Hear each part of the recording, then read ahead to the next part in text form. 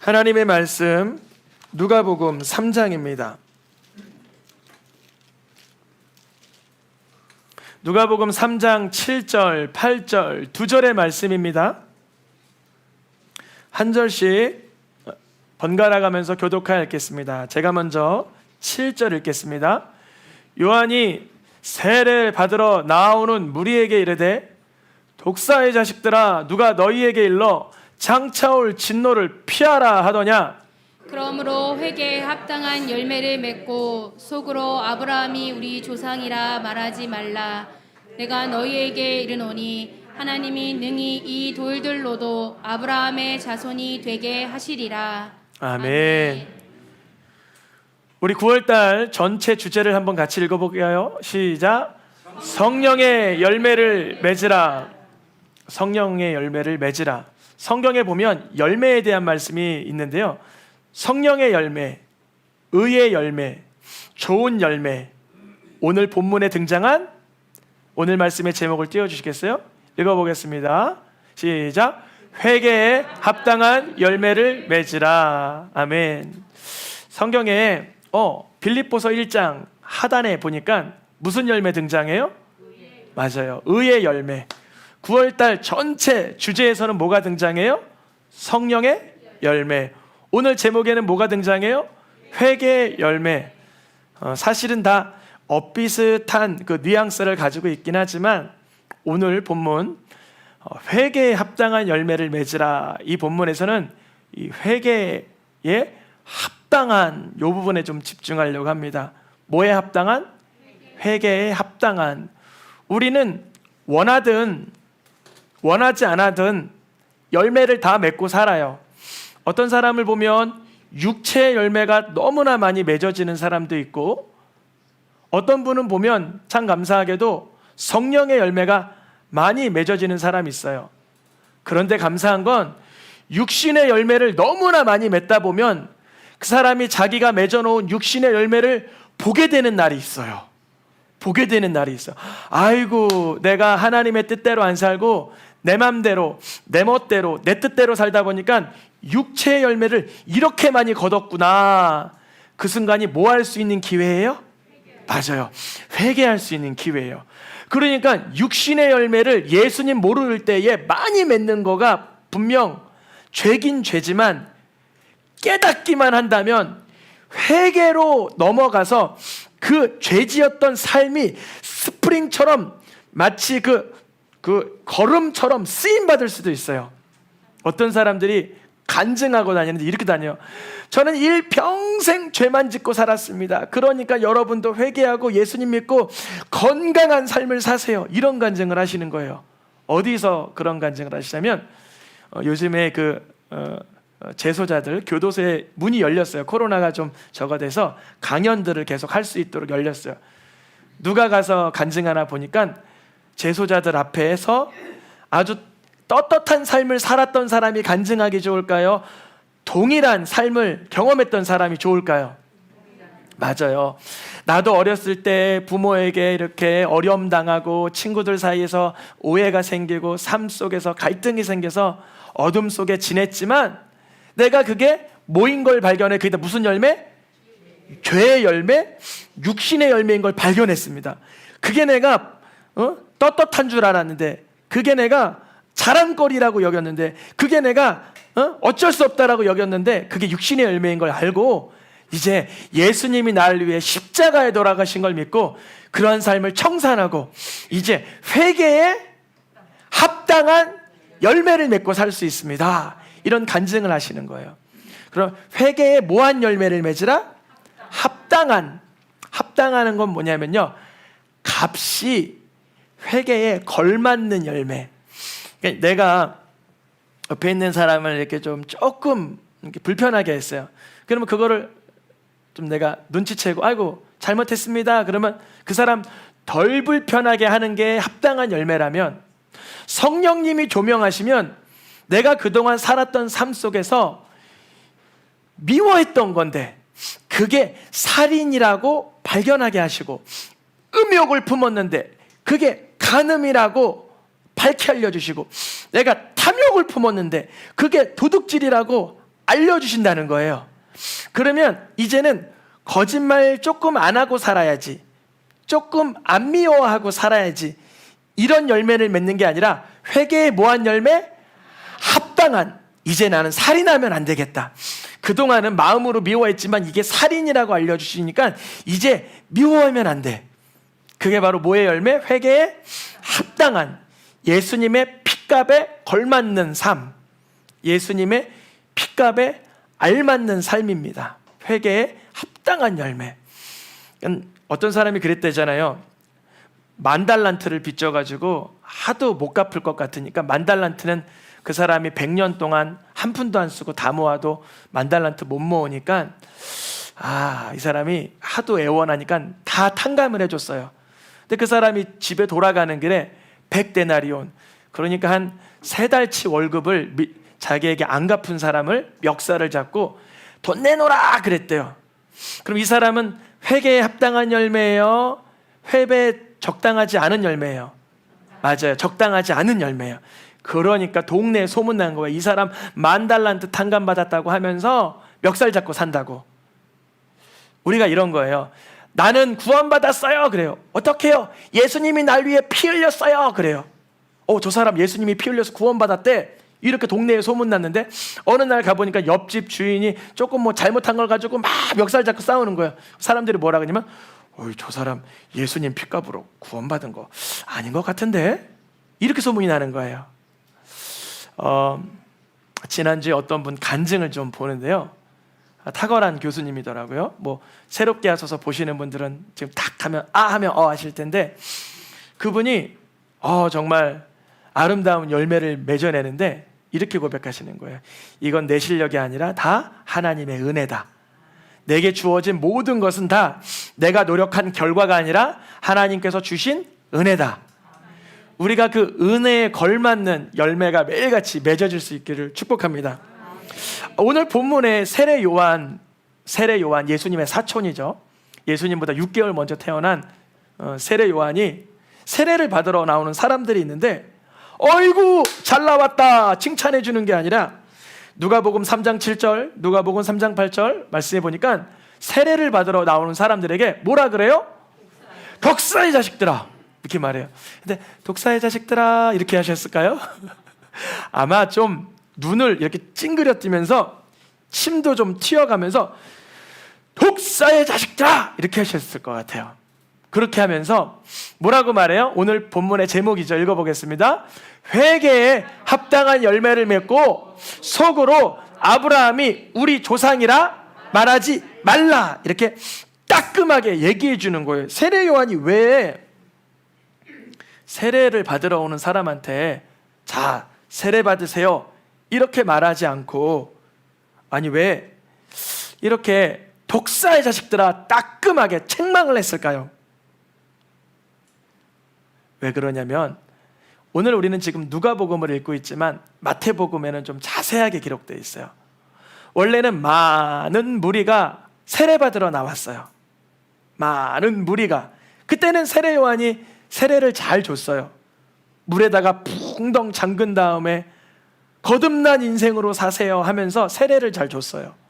그런데 이 누가복음 3장 7절에 독사의 자식들아 라고 얘기한 대상은 누구였냐면 마태복음에 보면 바리새인과 서기관들, 사두개인들이에요.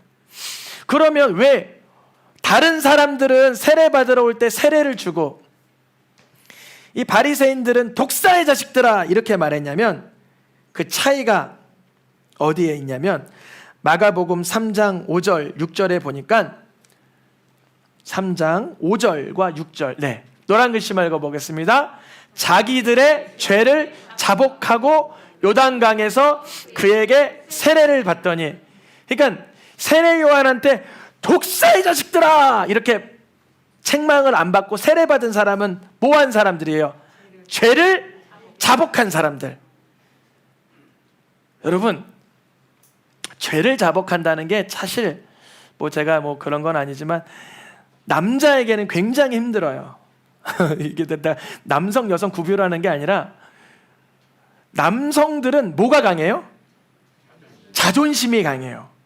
그래서 자기 죄를 인정한다는 거는 어디 가서 벌거벗김 당하는 느낌이에요. 정말 그래요. 그런데 여러분 요청합니다. 이 시간 계신 남편분들, 아들분들, 손자분들, 남성분들, 죄를 자복하시길 축복합니다. 죄를 자복하는 건 기본적으로 하나님께 하는 거. 하나님, 내게 이런 연약함이 있습니다. 실수가 있고 습관이 있고 나약함이 있습니다. 근데 때로는 아내가 있다면 아내에게, 부모가 있다면 부모에게, 형제가 있다면 형제에게도 자기 죄를 자복해야 돼요. 저도 이제 딸 하나 아들 둘인데 딸아이는 간혹 이렇게 자기 얘기, 실수한 거에 대해서 잘 적어요. 근데 아들들은 뭐가 강할 거야? 오, 어린아이들도 뭐가 강해요? 자존심이 강해요. 그래서 뭐 잘못해서 그러면 입술을 먹어요. 그냥 말하기 싫대요. 잘못하면 이거 튀어나오면 너무 자존심 상할 것 같아요. 그래서 그러나 하나님은 뭐 하는 거 좋아하세요? 죄를 자복하는 걸 기뻐하세요. 그럴 때 그 죄를 하나님이 태워버리세요. 죄를 바닷물 속에 빠뜨려 버리세요. 죄의 끈앞을 끊어버리세요. 하나님께서 우리 남편분들, 아들분들, 손자분들, 할아버지분들, 남자분들 죄를 자복하시길 축복합니다. 이거 자존심 상하는 거 아니에요. 내가 아까 눈을 흘겨서 미안해. 내가 물 떠다 달라고 했는데 늦게 떠나줘서 미안해. 내가 뭐 이거 마음을 좀 이렇게 부드럽게 쓰지 못해서 미안해. 이러한 자복 하나님 참 기뻐하세요. 그거 멍청한 거나 어리석은 게 아니라 하나님 기뻐하시는 거예요. 자기를 죄를 자복하는 이 무리들은 세례를 다 받았어요.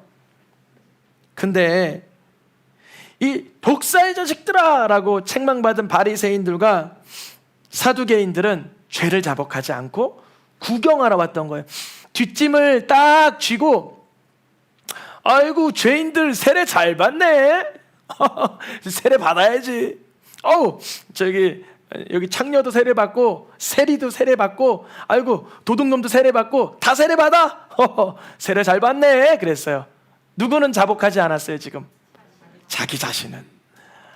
그래서 세례 요한이 이 무리가 다가올 때 죄를 자복하지 않는 그 영적인 상태를 보면서 독사의 자식들아 라고 선언한 거예요. 성경에서는 죄를 자복하는 것 자체로도 귀한 열매로 봅니다. 귀한 열매로 봐요. 삶이 변화되지 않았어도. 희한하죠? 왜 그래요? 예수님 한켠에 있던 강도, 누가복음 23장 말씀입니다. 이 사람은 지금 어디에 매달려 있어요? 십자가에. 자기 삶을 변화할 수 있어요? 전화할 수 없죠. 자기 삶의 태도가 변화될 수 있어요? 변화될 수 없죠. 왜냐하면 십자가에 매달려 있는 강도이기 때문에. 근데 이 강도가 뭘 고백해요?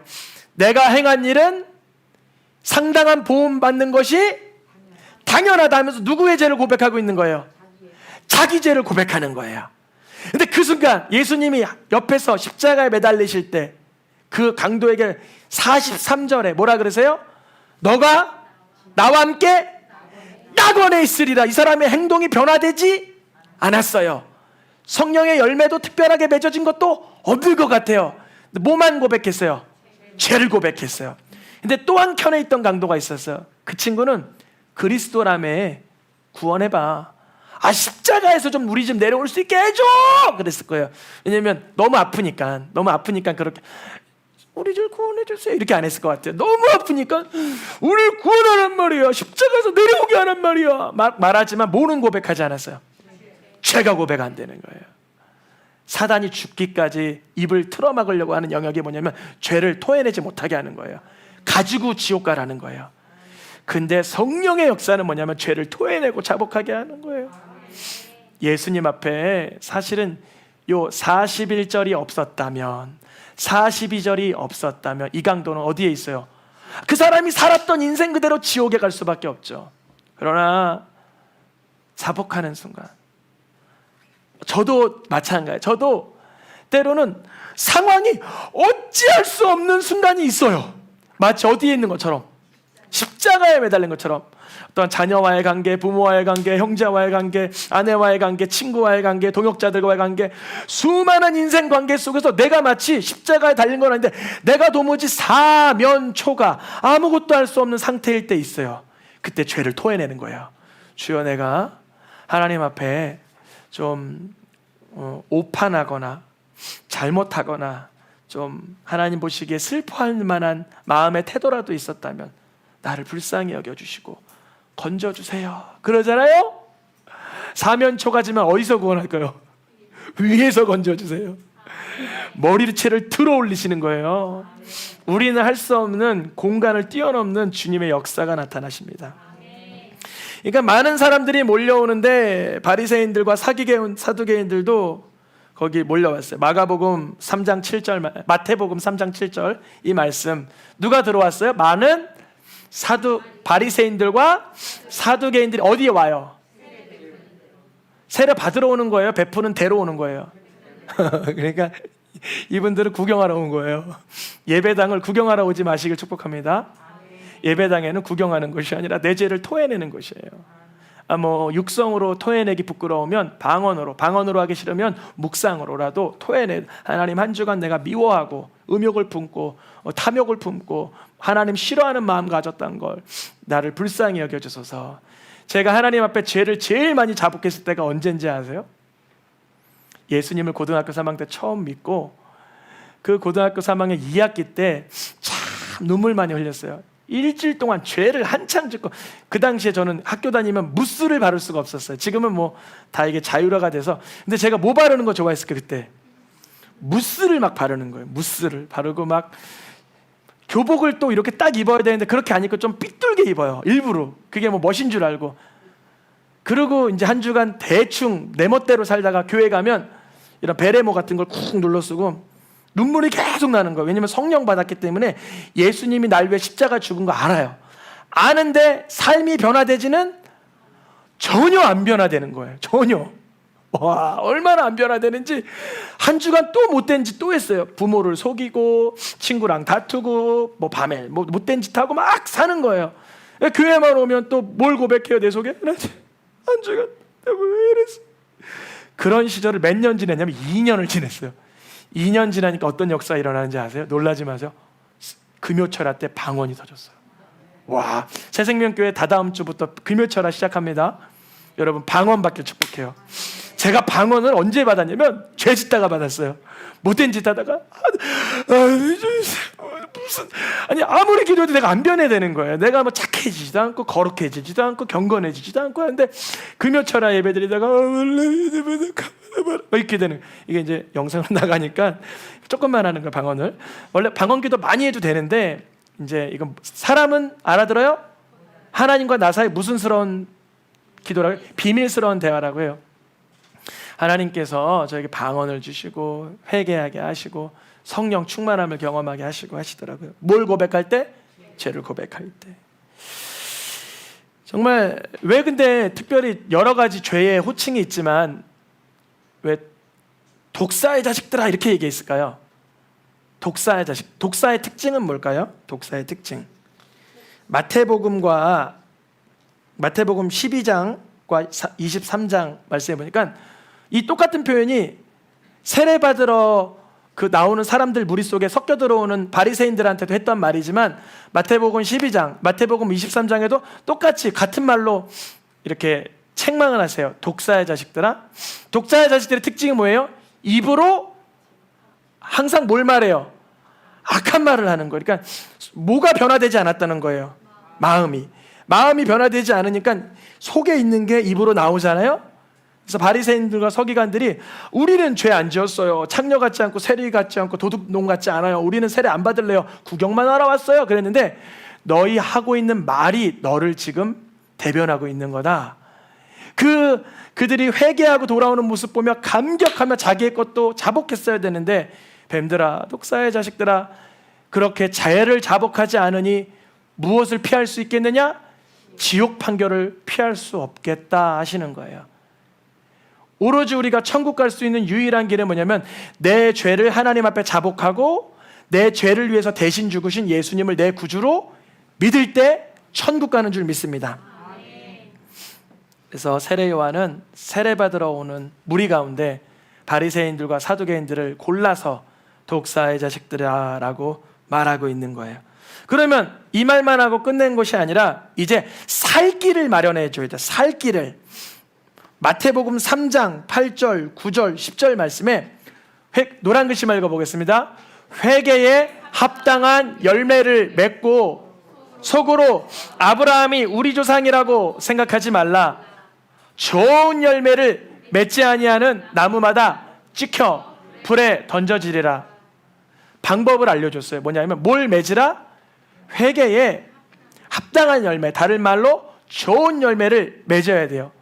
그걸 우리가 이제 노력을 해요. 착하게 살려고, 양보하려고, 용서하려고, 배려하려고, 겸손하려고, 섬기려고, 항상 기뻐하려고, 범사에 감사하려고, 쉬지 아니하고 기도하려고 항상 노력하고 애써요. 근데 그게 우리 실력으로만 되는 게 아니라는 걸 깨닫게 하세요. 해보지 않은 사람은 몰라요. 나 착하게 살 수 있어라고 스스로를 오해하고 착각하지만 막상 좋은 열매를 맺으려고 하는 사람은 뭘 발견하냐면 이게 나의 실력으로 되지만은 안 되는구나. 저처럼 1년, 2년 동안 베레모 쿡 눌러쓰고 엉엉 울었던 것처럼 그런 시절을 갖게 돼요. 이 사람들은 열매도 맺지 않으면서 속으로 뭐라고 생각하고 있어요? 아브라함의 자손이다. 이게 무슨 말이냐면 나 그래도 유대인이야. 나 어렸을 때 7일 만에 8일 만에 할례 받았어. 나 모세오경 암기하고 있어. 나 그래도 사역자야. 나 그래도 교회 생활 몇 년 했어. 이렇게 속으로 생각한다는 거예요. 뭐는 없는데? 열매는 없는데. 누가 봐도 그 사람 보면 나에게 있어서 좋은 열매 좀 말해주세요. 그러면 없는 것 같아요. 다들 없는 것 같아요. 나에게 있어서 좋은 열매를 물어봐도 아무도 대답을 못 해줘요. 그럼 나에게 있어서 육체 열매는 뭔 것 같아요? 당신 술 잘 먹잖아요. 툭하면 그냥 다투잖아요. 당신 원하는 대로 살잖아요. 당신 말 함부로 하잖아요. 당신 다른 사람 막 미워하잖아요. 그 육체의 열매네요. 육체 열매는 너무나 많은데 좋은 열매가 안 나오는 거예요. 그러면 당연히 지옥 형벌을 면할 수 없죠. 심각하게 고민해야 돼요. 예수를 믿을 때 내 속에 좋은 열매가 안 맺어지는구나, 성령의 열매가 없구나, 이거를 스스로 발각당하지 않으면 예수님께 나의 주님, 날 위해 십자가에 죽어주셨군요 라는 말을 할 수 없어요. 회개에 합당한 열매 맺지 않으면 당연히 지옥이죠. 불에 던져지는 거죠. 회개에 합당한 열매 맺기 위해선 내 힘으로 안 되니 주님을 의지하여야 되죠. 물어봐요. 세례받은 사람들이 물어보는 거예요. 바리새인들, 서기관들, 사두개인들 말고 누가복음 3장 10절, 누가복음 3장 12절. 노란 글씨 같은 말이에요. 다 읽어보겠습니다. 그러면 우리가 무엇을 하리까? 선생이여, 우린 무엇을 하리까? 우리는 무엇을 하리까? 이 사람들은 다 세례 받은 사람들이에요? 구경하러 온 사람들이에요? 맞아요. 잘 발견했어요. 세례 받은 사람들은 물어봐요. 무엇 하리까? 무엇을 하리까? 어찌하면 좋습니까? 여러분, 예수님을 인격적으로 만난 사람들의 특징이 뭐냐면 어떻게 살아야 되는지 궁금해져요. 이전에는 내 맘대로, 내 뜻대로, 내 멋대로 내가 살고 싶은 대로 살았다면 이제는 주님께 설명을 요구해요. 질문해요. 어떻게 살아야 되죠? 무엇 해야 되죠? 세례 요한에게 물어봐요. 사두개인들과 바리새인들은 안 물어봐요. 나 충분히 살아갈 그런 설명서가 내 속에 있다고 착각하는 사람들은 안 물어봐요. 이 사람들은 지금 물어보는 거예요. 그래서 세례 요한이 대답을 해줍니다. 뭐라고 대답해줘요? 다음 구절입니다. 노란 글씨 읽어보겠습니다. 나눠줄 것이요 거두지 말라, 강탈하지 말며 거짓으로 고발하지 말고 족한 줄 알라. 무엇 하라 그래? 첫째, 여러분, 나는 옷 2벌 있다 하는 분 손 들어보세요. 옷 2벌. 다 안 드시는 분은 정말 한 벌 있으신 거예요? 두 벌 너무 우스우니까 손을 안 드신 걸로 알고 있어요. 집에 나는 두 장롱 있는 사람 손들어. 두 장롱. 저는 참 옷이 많아요. 뭐 선물해 주시기도 하고 뭐 이렇게 제가 간직하기도 하고 이렇게 하는데, 옷이 많이 있는 사람들은 뭐 하라 그래요? 나눠줄 것이요. 구멍 났네? 이거 쓰세요. 아, 이거 내가 입기에 너무 촌스러워. 쓰세요. 이래야 돼요? 그런 거 아니죠. 이 당시에는 오늘날보다는 옷의 숫자가 현저히 적었겠죠. 정말 한 벌, 두 벌 있었겠죠. 근데 어떤 사람도 있었어요. 내용에 보니까 옷이 없는 사람이 있었어요. 이 사람은 어떻게 다녀요? 뻘거벗고 다니는 거예요. 부끄럽게. 밤에는 춥고 사람들이 이렇게 손가락질해도 자기를 가려줄 것이 없는 거예요. 예수님 믿는 사람들은 의의 옷을 입었으니 누구의 옷을 입었어요? 그리스도의 옷을 입었어요. 우리는 누가 우리를 비난해도 때로는 자존심 상하고 화도 나지만 뭐로 옷 입었어요? 예수님으로. 저도 가끔 누구에게 정죄를 자주 당하면 너무나 고달프고 힘들지만, 제가 예전에 몇 해 전에 누가 하도 정죄해가지고 힘들었지만, 그때 제가 한 달 동안 하나님 앞에 기도하니까 무슨 옷을 다시 입혀주셨어요? 예수 그리스도의 옷을 다 입혀주면서 내가 정죄받아서 힘든 게 아니라 예수님의 의를 신뢰하지 못해서 힘들었던 거더라고요. 우리는 예수님의 옷을 입는 법을 알고 있어요. 기도해요. 예수님을 신뢰해요. 근데 살아가다 보면 그런 옷을 입지 못하는 사람들이 많겠죠. 예수님을 의지하지 못하는 사람들이 참 많이 있어요. 그 사람에게 뭘 나눠줘요? 예수 그리스도의 옷을 입혀줄 수 있도록 복음을 전하는 거예요. 이 시대에 세리들이 있었는데요. 세리들, 세금 걷는 사람들. 부과된 거는 5%만 걷어, 10%만 걷어. 그런데 더 걷고 싶잖아요. 왜요? 나라에다가 바치고 내가 따로 떼어 먹고 하고 싶기 때문에. 그런데 그렇게 탐욕을 부리지 말라. 군병들이 물어봐요. 뭐 해야 돼요? 우리가 세례받고 이제 어떻게 살아야 돼요? 맨날 군병들이 그 칼을 차고 사람들의 것을 강탈했었어요. 너 거짓으로 너 나쁜 짓 했지? 막 뇌물 받으려고 고발했어요. 그리고 자기가 받는 로마로부터 받는 급료를 에게 이렇게 여겼어요. 세례 요한이 뭐라 그러냐면 감사하는 삶을 살아라, 그렇게 가르쳐 주는 거예요. 자신의 혈통만 믿고 세례를 구경하던 바리새인들과 사두개인들은 내가 무엇하리요 물어보지 않았지만, 자기의 죄를 고백한 사람은 어떻게 살지에 대한 질문이 생기고 대답을 받습니다. 세례 요한이 근데 여기서 끝난 게 아니에요. 세례 요한이 자기는 이런 대답을 해주지만 마태복음 3장 11절 12절 3장 11절 12절 말씀부터 먼저 볼게요. 다다음 구절일 거예요. 마태복음 3장 11절. 네. 노란 글씨만 읽어보겠습니다. 내 뒤에 오시는 이는 나보다 능력이 많으시니 그는 성령과 불로 너희에게 세례를 베푸실 것이요. 세례 요한은 뭘로 세례 베풀었어요? 워터로, 물로, 씻어줌으로, 그리고 행실을 조금 변화시킬 수 있도록 조언을 준 것뿐이에요. 근데 세례 요한 뒤에 오시는 분은 누구냐면 메시아라는 거예요. 구원자라는 거예요.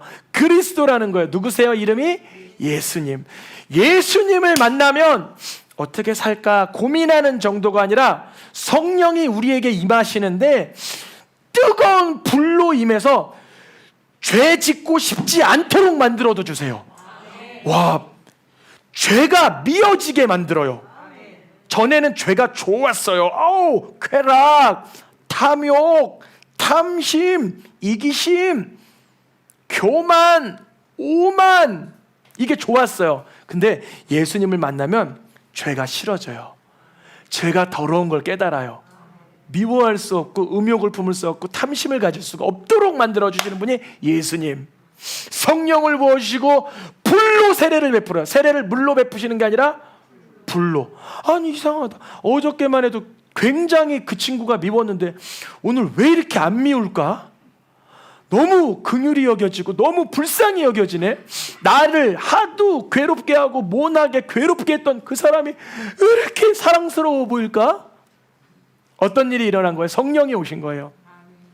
불이 내려진 거예요. 그래서 미움과 악함, 어둠이 태워지고 성령이 주관하는 삶이 돼버린 거예요. 예수님은 어떤 분이에요? 12절에 알곡은, 그러면 알곡이 누구예요? 성령과 불로 세례받는 사람들이 알곡. 여러분, 나는 그런 경험 없는 것 같아. 낙심하지 마세요.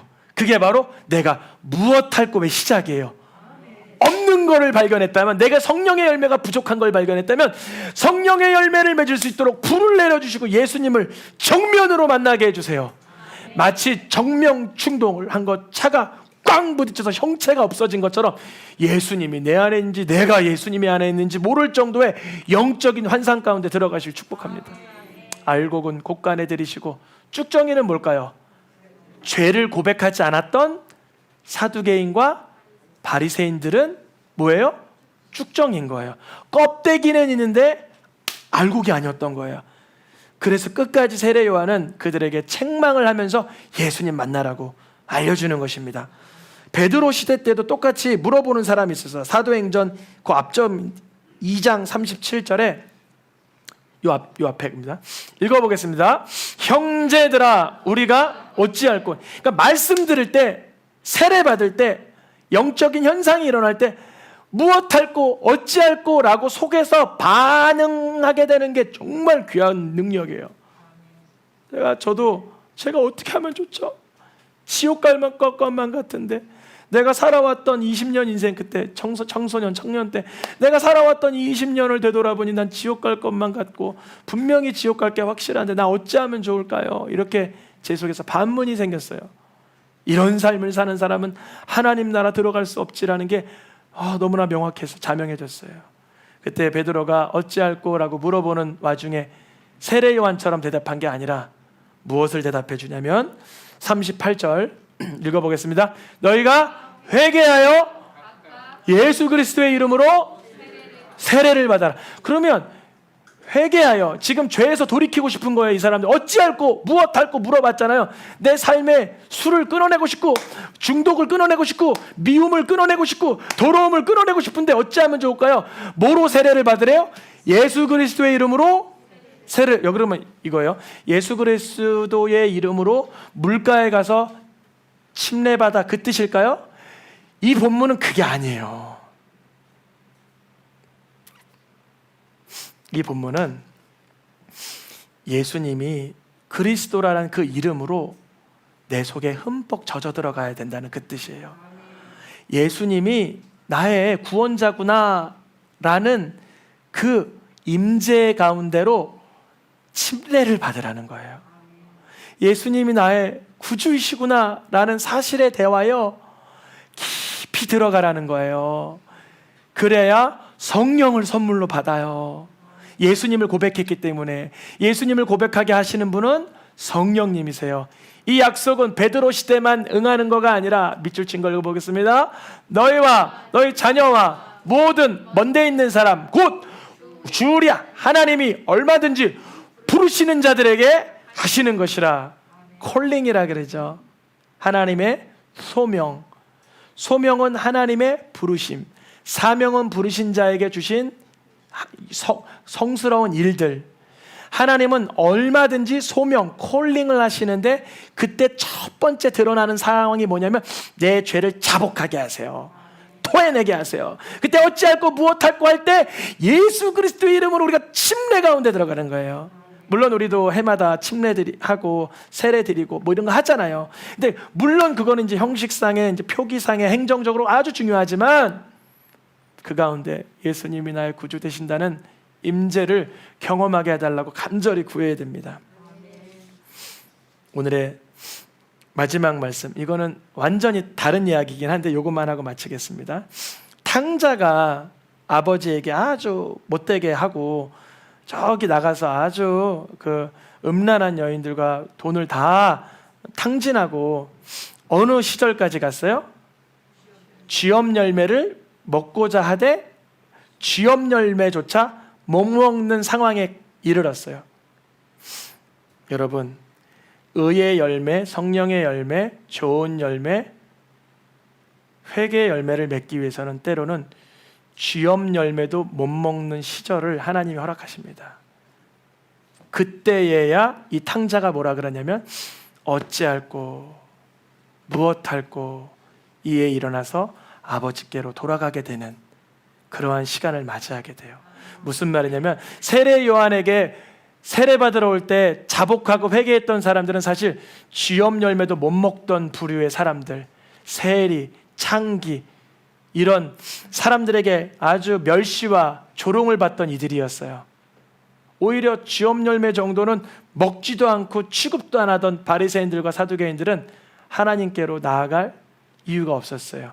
회개할 이유가 없었어요.